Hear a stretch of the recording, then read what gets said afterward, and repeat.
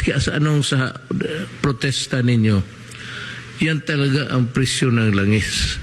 Ang supply ng oil kulang, tapos ang pera natin mawala ng bisa rin because we are not productive anymore because of the lack of fuel. Huwag kayong mga driver, pati everyone, huwag kayong maghinakit na tumataas ang presyo. Lahat ng sa mundo tinatamaan ngayon.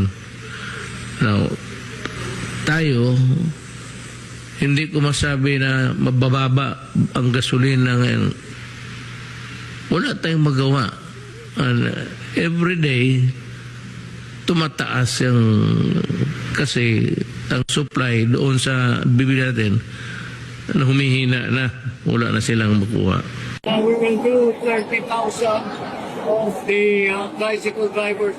Susunod ang jeepney driver, and then yung TNBS ang susunod after that. So, medyo kasi our records are not, hindi kompleto ang record natin sa TNBS.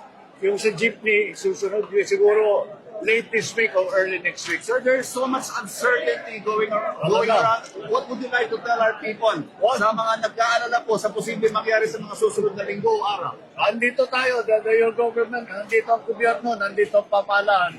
At talagang binabantayan natin kung ano mga bagong pangyayari, kung ano pang darating para naman matiyak na patuloy na makakapaghanap buhay ang ating mga kababayan at patuloy na makapasok sa trabaho yung ating mga commuter at patuloy lang at hindi naman masyadong maging problema itong nangyari nga sa yung gera sa Middle East at asahan po ninyo na kami po ay nakapantay at nakakapag-aalalay sa lahat ng ating mga kababayan. Thank you. Thank you, sir.